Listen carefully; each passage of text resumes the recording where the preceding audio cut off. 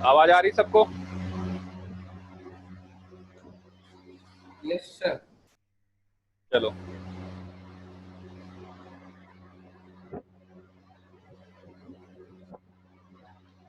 तो इस सवाल की एक बार प्रैक्टिस कर लेना, ठीक है? हम डायग्राम में फिर से फोर्सेस बना दे रहे हैं, और कुछ क्वेश्चंस को आप ध्यान भी रखो ताकि जब भी आपको दिक्कत हो तो उन क्वेश्चंस को आप रेफरेंस में ले सको, ठीक है? थोड़ा क्वेश्चन याद रखने से सवाल को करने में आसानी होती है।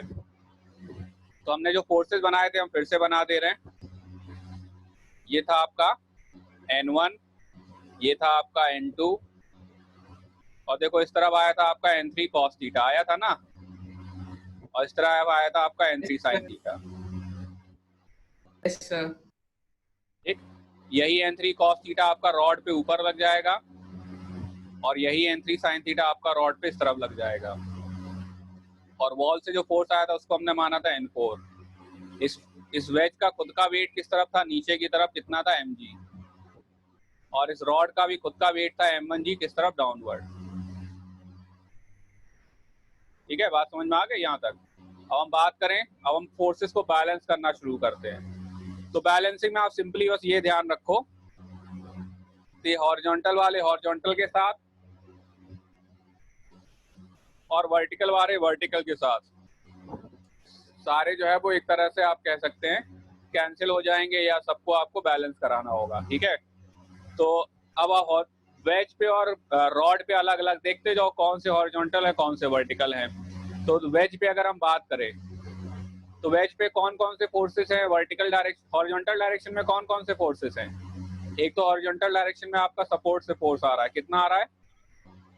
N2, और दूसरा ये हॉरिजॉन्टल आ रहा है रॉड से, कितना आ रहा है? N3 sin theta. तो ये दोनों वेज कहीं जा तो रहा नहीं है, दोनों ही किस स्टेट में? रेस्ट की स्टेट में है। तो N2 इक्वल टू किसके हो जाएगा? N2 is equal to N3 sin theta हो जाएगा। समझ में आ गई बात? ठीक है, N3 sin theta equal to N2 हो जाएगा। दूसरा आप वर्टिकल वाले देख लो, वर्टिकल डायरेक्शन में कौन कौन से फोर्सेस हैं? एक तो mg है डाउनवर्ड, दूसरा N3 cos थीटा है, और N1 है। तो आप क्या लिखोगे यहाँ पर? N1 इक्वल टू किसके हो जाएगा आपके? mg plus N3 cos theta के। ये कहानी आपकी हो गई वेज वाली, ठीक है? ये वेज की कहानी हो गई। अब हम आते हैं रॉड पे। ठीक, तो करना कुछ नहीं, हमने क्या कहा? हॉरिजॉन्टल वाले चेक कर लो, वर्टिकल वाले चेक कर लो। तो रॉड पे आप देखो तो हॉरिजॉन्टल में कौन कौन सा फोर्स आ रहा है रॉड पे? एक तो ये आ रहा है N3 sin थीटा, और एक आ रहा है N4। तो दोनों ही बैलेंस हो जाएंगे, तो N4 हो जाएगा किसके? N3 sin थीटा के। ठीक है, अब हम आते किस पे? वर्टिकल वाले फोर्सेस में। तो वर्टिकल में ये तो आ रहा है N3 cos थीटा, और ये किसको बैलेंस कर देगा? M1g को। तो यहाँ से आपका N3 कितना आ गया? N3 आ गया आपका M1g अपॉन में cos थीटा। समझ में आ गई बात? तो आपका N3 निकल आया, कितना आ गया N3 आपका? M1g upon cos theta. अब N3 की वैल्यू यहाँ पुट कर दो तो N4 निकल आएगा। क्या आ जाएगा? N4, N3 sin थीटा है ना, तो N3 की वैल्यू पुट कर दो, तो M1g upon cos theta into में sin थीटा। तो क्या हो जाएगा? ये M1g tan थीटा। तो आपके दो नॉर्मल रिएक्शन निकल आए, एक N3 निकल आया, एक N4 निकल आया। ठीक है, अब हम बात करें N2 की। तो N2 किसके इक्वल है? N2 इक्वल है N3 sin थीटा के, जो इक्वल है N4 के, और अभी आपने N4 निकाला, कितना आया? M1g tan theta.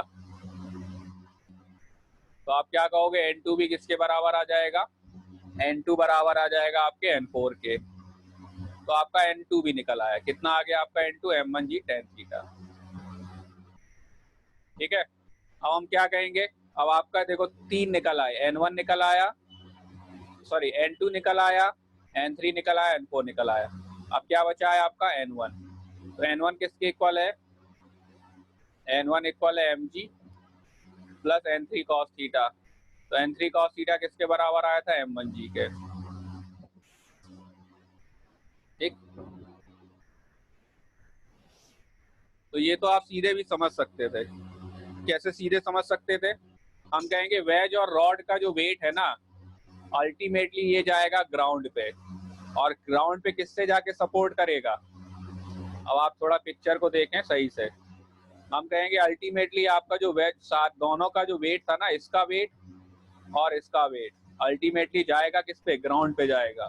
और ग्राउंड पे जाएगा तो यहाँ से जो नॉर्मल रिएक्शन आ रहा है ना, वही उसको बैलेंस करेगा। तो N1 तो सीधे ही निकल आता आपका क्या, mg प्लस m1g। इसके अलावा आप कहेंगे इस वॉल से और इस वॉल से जो आपके फोर्सेस आ रहे थे ना, वो भी बैलेंस हो जाएंगे। मतलब N4 जो है वो किसके बराबर हो जाएगा, N2 के। अब लेकिन इनकी वैल्यू निकालने के लिए आपको यहाँ का नॉर्मल रिएक्शन देखना पड़ेगा, नहीं तो ये क्वेश्चन हो नहीं पाएगा। ठीक है, क्योंकि ये जो रॉड है ना, ये अपने वेट के एक कंपोनेंट से क्या करेगा, इस वेज को धक्का देने की कोशिश करेगा, और जब ये धक्का देने की कोशिश करेगा तो ये वेज पीछे जाने की कोशिश करेगा, और जब ये पीछे जाने की कोशिश करेगा तभी इस पे ये नॉर्मल रिएक्शन आएगा। ठीक है, ये जो रॉड है ना, ये रॉड अगर आप नहीं लगाओगे तो वेज जहां रुका हुआ वहीं रुका रहेगा। अगर आप ये सपोर्ट हटा दोगे तो क्या होगा, ये रॉड नीचे आने की कोशिश करेगी, और जब ये नीचे आएगी तो ये इस प्लेन पे चलेगी, और जब ये इस प्लेन पे चलेगी तो ये वेज कहाँ जाएगा, ये वेज पीछे जाएगा। और जब इस पीछे जा रहा है तो इस पीछे वाले मोशन को रोकने के लिए सपोर्ट से क्या आया था, नॉर्मल रिएक्शन आया था।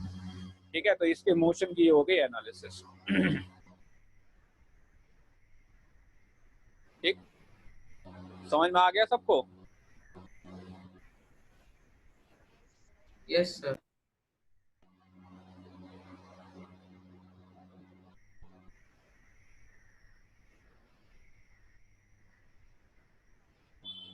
कौन है बीच, किसका डिस्कनेक्ट हो गया है।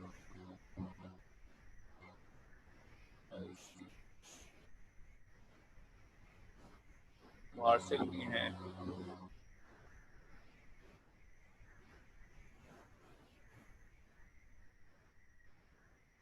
चलो खैर,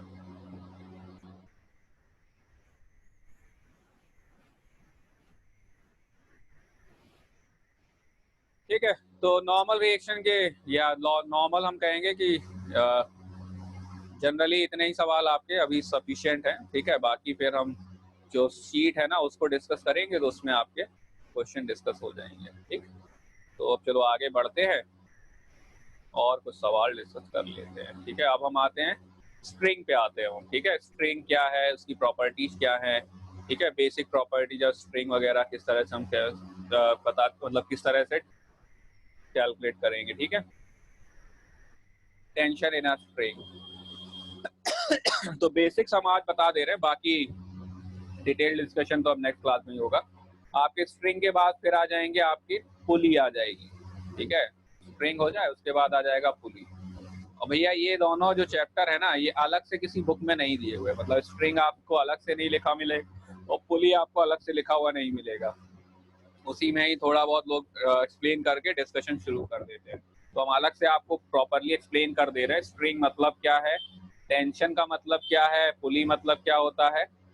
ठीक है, तो फिजिक्स में सबसे पहले कोई भी टॉपिक स्टार्ट होता है तो हमें पहले तो ये पता करना पड़ता है कि जो आप पढ़ रहे हो उससे रिलेटेड।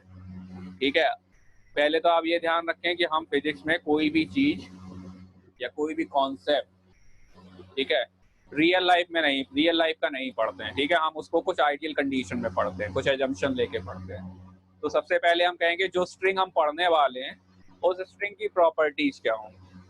ठीक है, आइडियल स्ट्रिंग हमें लेना है, उस स्ट्रिंग में हम क्या क्या मान के चलेंगे, क्या क्या एजम्पशन लेके चलेंगे। तो पहला आपका जो एजम्पशन है, जो फीचर है आइडियल स्ट्रिंग का, वो क्या है, जो रस्सी हम मान के चलेंगे। स्ट्रिंग का मतलब हो गया आपका रोप। ठीक है, थ्रेड भी कह सकते हो, और थ्रेड। ठीक, तो जो हम स्ट्रिंग लेंगे उस स्ट्रिंग में हम क्या मानेंगे, वो स्ट्रिंग हम मानेंगे कैसी, मासलेस। जो स्ट्रिंग आपको कंसीडर करनी है वो स्ट्रिंग कैसी होगी, वो स्ट्रिंग होगी आपकी मासलेस। ठीक है, एक प्रॉपर्टी, मतलब आप मास मानेंगे, मास नहीं मान के चलेंगे, आप मास क्या कहेंगे, जीरो हो जाएगा। मतलब जो रस्सी आप यूज करने वाले उसमें कोई मास नहीं होगा। दूसरा आप क्या कहेंगे, जो स्ट्रिंग आप यूज करेंगे वो कैसी होगी, वो स्मूथ होगी, परफेक्टली स्मूथ होगी।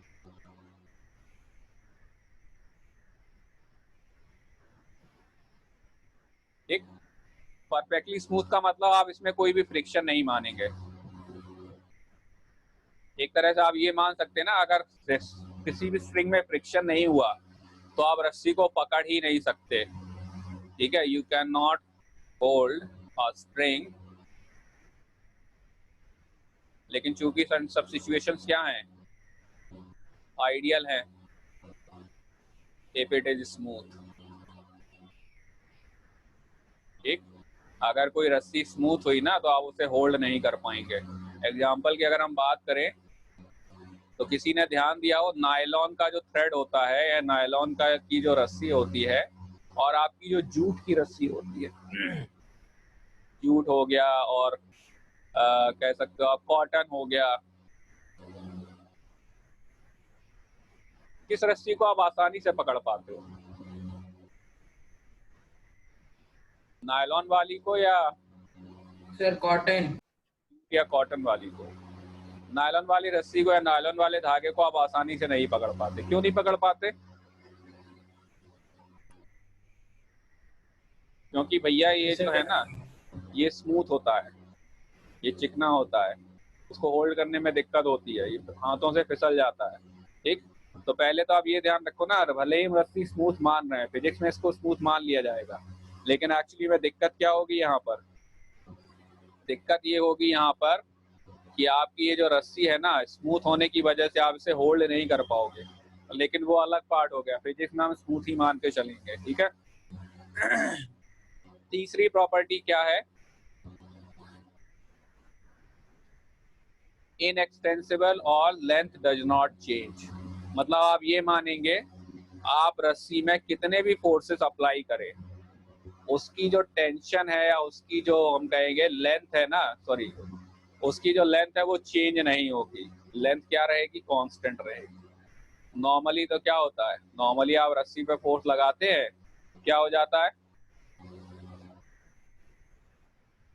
रस्सी पे फोर्स लगाने पे आप देखेंगे क्या कि जो लेंथ है ना वो बढ़ जाती है, खिंच जाती है रस्सी। ठीक, लेकिन हमारी जो रस्सी होगी फिजिक्स में वो नहीं खिंचेगी, उसकी लेंथ चेंज नहीं होगी। नेक्स्ट प्रॉपर्टी क्या हो जाएगी आपकी? जो आइडियल स्ट्रिंग होगी वो कैसी होगी? Perfectly flexible.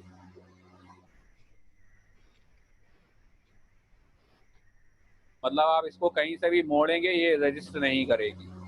ठीक है, perfectly. No resistance in bending.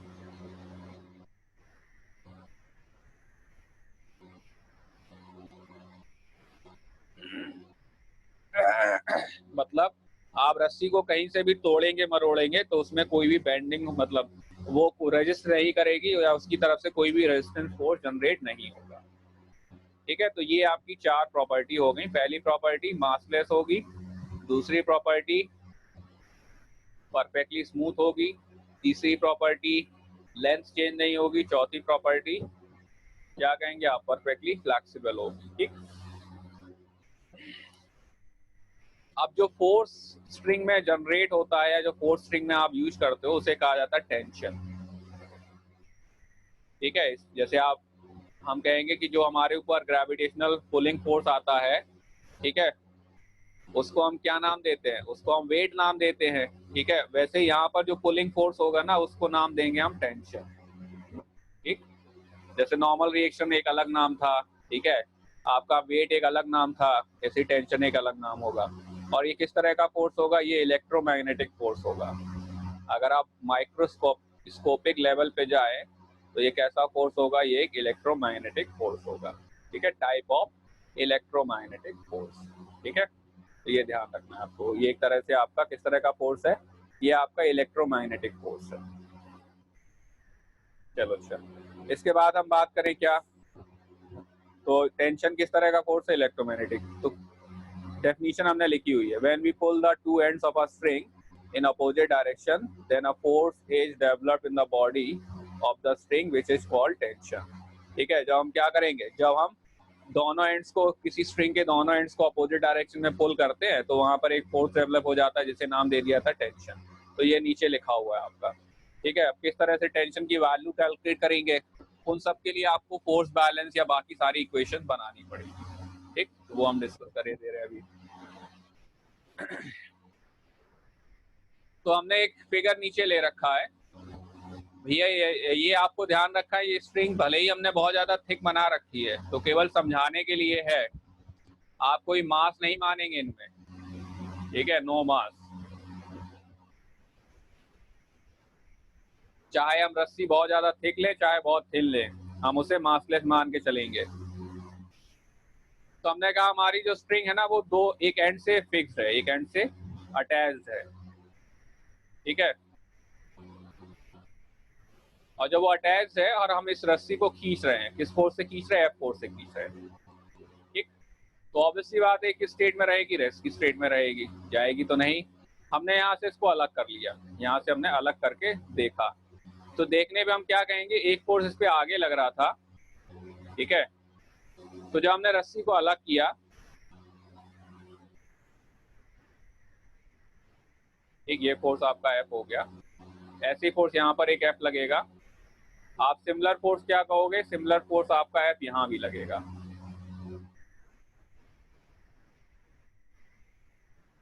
ठीक है। इस तरह से फोर्स आपका यहाँ भी लगेगा।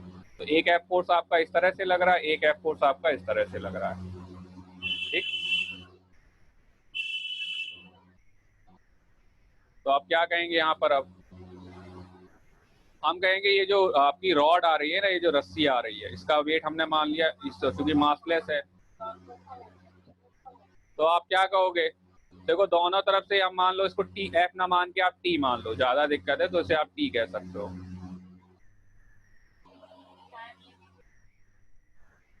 इसको आप कह दो टी,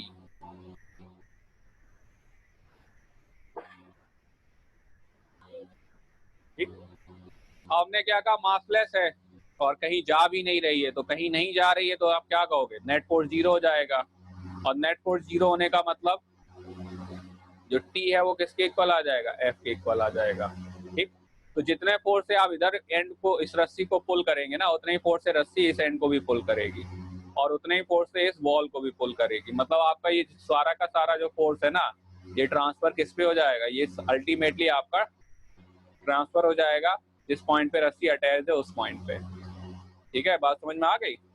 तो आप क्या कहोगे, इस पॉइंट पे जो फोर्स आएगा वो उसके पुलिंग फोर्स के इक्वल हो जाएगा, ठीक। अब हम क्या करें, अगर हम बीच में कोई एंड पे इसको ब्रेक कर लें, मतलब हम यहाँ से कट करें, पहले हम मिटा देते हैं, अब हमने इसको यहाँ से कट किया, ठीक है। हमने एक मान लिया, एक इमेजिनरी पॉइंट हो गया जहां से हमने इसको कट कर दिया।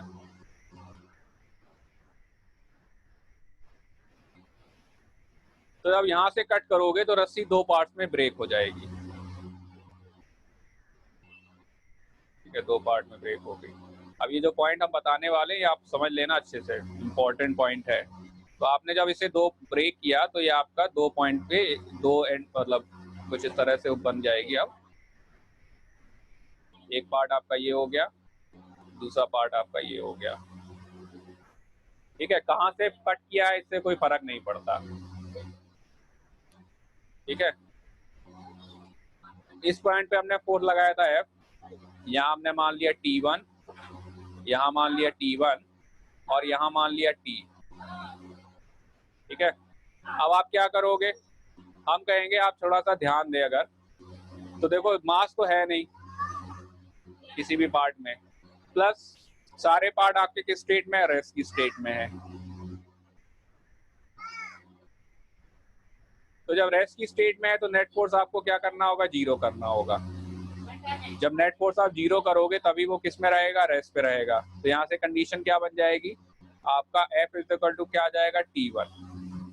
ऐसे यहाँ पर अगर आप देखो तो T1 इक्वल टू क्या आ जाएगा, T, और ये किसके बराबर था, F के। तो जो सबसे इम्पोर्टेंट बात है जो ध्यान रखनी है आपको, क्या कि जिस फोर्स से आप रस्सी के एक एंड को पुल करेंगे वो सारा का सारा फोर्स सेम अमाउंट से रस्सी के हर पॉइंट पे ट्रांसफर हो जाएगा। मतलब आप किसी भी पॉइंट पे अगर रस्सी के देखोगे ना तो टेंशन आपकी या फोर्स आपका जो आएगा वो सेम आएगा, कितना आएगा, T आएगा। तो ठीक है, मतलब अगर हमने फोर्स को 5 न्यूटन से रस्सी को पुल किया तो फिर सर हर एक पॉइंट पे 5 न्यूटन रहेगा। एग्जैक्टली हर पॉइंट पे 5 न्यूटन ही आएगा। ये पॉइंट आपको इसलिए है ये क्योंकि रस्सी क्या है, मासलेस। अगर रस्सी मासलेस नहीं होती ना तो चेंजमेंट आते, तो फिर आप कैलकुलेट कर भी नहीं पाते आसानी से, तो फिर आपको दिक्कत होती। हम एक छोटा सा केस लेंगे जिसमें हम एक रस्सी जो है वो कुछ मास की मानेंगे, ठीक है। तो अभी आप उसको मतलब उसके लिए परेशान ना हो, पहले तो आपने क्या कहा, बात जो है ना वो समझो कि आप अगर किसी फोर्स से रस्सी को पुल करोगे तो सेम फोर्स आपके रस्सी के सभी पॉइंट्स पे होगा, ठीक है। ये बहुत इंपॉर्टेंट पॉइंट है, ठीक, कि जिस फोर्स से आप रस्सी के एक एंड को पुल करोगे सेम अमाउंट ऑफ फोर्स रस्सी के सभी पॉइंट पे आएगा, ठीक। ये सबसे इंपॉर्टेंट पॉइंट है यहाँ पर,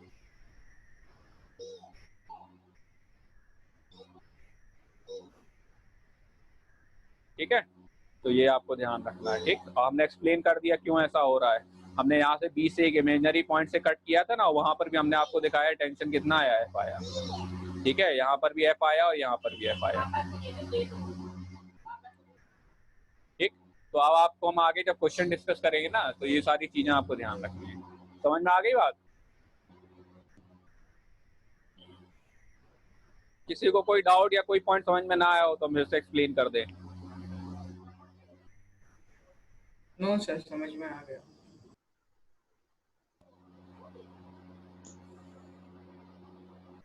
समृद्धि, ये सर आ गया। वार्षिल, सर आ गया। सर हाँ सर अगर ये बॉल नहीं होती और हम ऐसे दोनों हाथ से पीछे तो भी दोनों उसमें सेम होता है क्या, फोर्स। सर एक, का जो बॉल है हाँ वो नहीं होते और दोनों साइड से मतलब हम हाथों से खींचे तो फिर सर उसमें भी बीच हर देखो पॉइंट में फोर्स। अगर अगर आप दोनों साइड से हाथों से पुल कर रहे हो और रस्सी मूव नहीं कर रही है, ठीक है, अगर रस्सी मूव नहीं कर रही है ना तो फोर्स फिर सेम ही होगा। और अगर फोर्स नहीं सेम, अगर आप दोनों साइड से फोर्स सेम नहीं होगा तो फिर रस्सी एक डायरेक्शन में मूव कर जाएगी। जैसे आप अगर ये ज्यादा फोर्स लगा रहे हो, ये कम फोर्स लगा रहे हो, तो फिर रस्सी इस तरफ चली जाएगी। और अगर आप ये कम फोर्स लगा रहे हो, ये ज्यादा फोर्स लगा रहे हो, तो आपकी रस्सी इस तरफ चली जाएगी। सर ओके हाँ सर ऐसा भी तो कभी कभी होता है सर, हम रस्सी को ज्यादा खींच देते हैं और सर वो टूट जाती है सर। अरे हम वही तो बोल सर रहे तो हैं फिर भैया। उसमें आप पहले तो एक चीज ध्यान रखो, हमने क्या कहा, आपको रियल लाइफ सिचुएशन से रिलेट करना है, लेकिन आप बात ये भी समझो ना, क्वेश्चन को हमें सॉल्व करना है। हमारा मेन टास्क है कॉन्सेप्ट को समझना और उसे अप्लाई करना, ठीक है। आप बात समझिए, पहले हमें, हमारा मेन पर्पज है कि हमें कॉन्स्टेंट को समझना है रिलेटेड टॉपिक से और उसको अप्लाई करना सीखना है। हम अभी ऐसा कोई भी केस, ऐसा कोई भी सिनेरियो, ऐसी कोई भी कंडीशन नहीं लेंगे जो हमारे लिए समझने में भी दिक्कत हो और हमें उसको अप्लाई करने में भी दिक्कत हो। तो पहले आप बात रही ना, पहले आप सिंपल चीजें समझेंगे, ठीक है, उसके बाद फिर आप डिफिकल्ट चीजें समझेंगे। अब डिफिकल्ट से हमारा मतलब क्या है, आप जब इंजीनियरिंग में चले जाएंगे तब आप उससे रिलेटेड चीजों को समझेंगे, ठीक।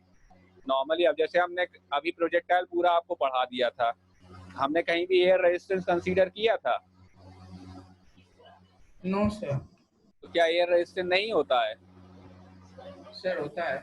होता है ना। आप एक प्लास्टिक की बॉल को आप एक फेंके, आप लेदर की बॉल को फेंके, दोनों तरफ से आप दोनों को बॉल्स को सेम फोर्स से फेंके, कौन ज्यादा दूर जाएगी? Sir leather ball. Leather ball ज्यादा दूर जाएगी, ठीक है। जबकि हल्की कौन सी है? Plastic ball. प्लास्टिक बॉल है। तो अगर आप सेम फोर्स लगाएंगे तो प्लास्टिक वाली बॉल को ज्यादा दूर जाना चाहिए ना, जाना चाहिए नहीं जाना चाहिए? सर जाना चाहिए लेकिन उस पर रेजिस्टेंस ज्यादा पड़ेगा। उस पर रेजिस्टेंस क्या होगा, ज्यादा आएगा, ठीक है। प्लास्टिक की बॉल में रेजिस्टेंस ज्यादा आएगा। तो हम वही कह रहे हैं ना, अब रस्सी खींचेगी, लेंथ बढ़ेगी, तो वो सारी सिचुएशंस अभी हमें डिस्कस नहीं करनी है, उनको हमें नहीं लेना है। हमें वो सिचुएशन लेके चलनी जिससे आपको क्वेश्चन को सॉल्व करने में भी आसानी हो, ठीक है, आप उसको अप्लाई कर पाए, ठीक। नहीं तो क्या कोई आज तक कोई रस्सी देखी जिसमें मास ना हो? सर कोई भी स्ट्रिंग आज तक ऐसी देखी है जिसमें मास ना हो? सर कुछ ना कुछ मास तो होगा। होगा ना, तो फिर भी हम क्या मान के चल रहे हैं? मासलेस है। मासलेस है, ठीक है। तो बात समझो, ठीक है। चलो अच्छा, समझ में आ गई बात? कोई दिक्कत अब? No sir. चलो ठीक, ओके, अपना आराम करो। सर हाँ बेटा। सर ये वाली वीडियो रिकॉर्डिंग आज आप शेयर कीजिएगा ग्रुप पे। ठीक है ठीक है ठीक है ठीक है, ओके।